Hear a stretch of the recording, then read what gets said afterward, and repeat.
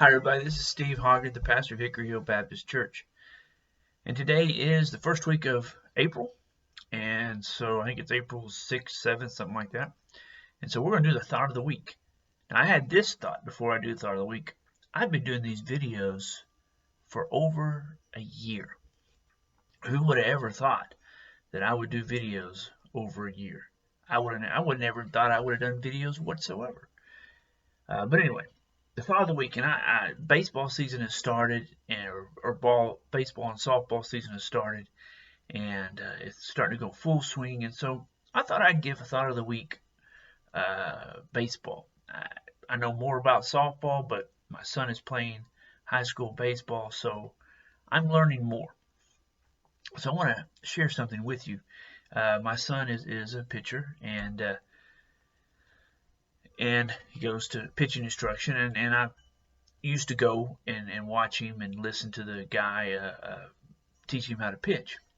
But he's 16 now, and it's not cool for dad to go. So he goes by himself. But what I have learned, and guys, I am not an expert. I don't know much about baseball pitching. I know more about softball pitching. I know not much about baseball pitching. But what I know is, and it's kind of a little bit the same thing about softball, but what I know is what makes the ball move out of the pitcher's hand is finger pressure, or the last finger, you could say, that touches the ball, or however you want to decide that. But it's usually these two fingers. And usually it's the longer one, because it's the last one that touches the ball because it is longer. But as it rolls off the finger, it will cause the ball to move. And, of course, other things of how you hold it in your wrist and how you hold it and all that kind of stuff. That's not the only thing. But we're just going to stick with this. So if it is finger pressure, or the last finger that touches it rolls off the ball, then that causes the ball to move. Okay, as it flies through the air, your finger pressure has the impact of the ball and causes the ball to move after it leaves the pitcher's hand. So here's my thought: what in your life causes you to move? What in your life, and I don't know how else to say this, whatever in your life pressures you, has an impact on your life, and it causes you to move. You could say, well, preacher, it's stress, or it's my work, or it's my family, or it could be all different things. It could be my hobbies that I think about all the time, and my hobbies make decisions for me, or my family, or whatever it is. But what causes you to move in your life? What has that pressure on you that causes you to act or to react about things? When Paul comes to Athens in Acts chapter 17, he tells them a very thing. And Athens was a place of a lot of different gods, and Paul was trying to share the gospel to them. And listen to what he says. This is Acts 17, starting verse 25. And he is not served by human hands. Talking about God. He is not served by human hands as if he needed anything, because he himself gives all men life and breathes and everything else.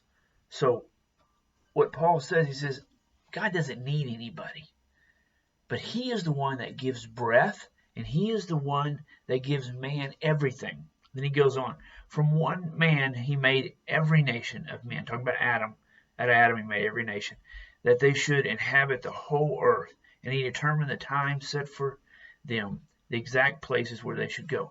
Listen to verse 27 of Acts 17. God did this so that men would seek him and perhaps reach out for him and find him, though he is not far from each one of us. So what Paul says, he says, God has done all this so we would reach out to him, that we would take notice of God, maybe nature or whatever. We'd take notice that there is a God, and we'd reach out to him. We would seek after him. And then listen to what he says in verse 28. For in him, talking about God, for in him we live and move and have our being. What I want you to understand, guys, and we think about our life, and we think about everything going on in our life, and many times your life is very busy. And that busyness pressures you and causes you to move and act or to react in your life. What Paul says here, he says, guys, let me tell you something. There is a God that made everything. And there is a God that we have our life in. For we live and we move and we have our being because of that God. Because of Jesus Christ, we have our being. We have the reason we should be moving. He should be the reason that causes us to move. So I want you to think about that. Think about your life. And what is it in your life that put pressure on you or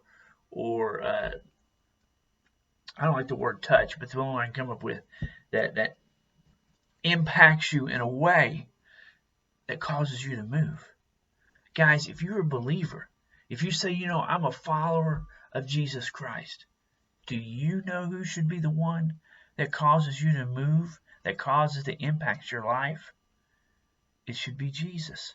It should not be your work. It should not be your hobbies. It should not be your family. You need to take care of your family, man. But it should be your Lord and Savior, Jesus Christ. Guys, you can't serve two masters. You only serve one. So kind of think about that. Hope you got challenged. I hope the baseball metaphor came through, and I'm going to try to do some more about baseball it's baseball season, guys. Might as well have thoughts about baseball. Hey, I'll talk to you later. Love you. Bye.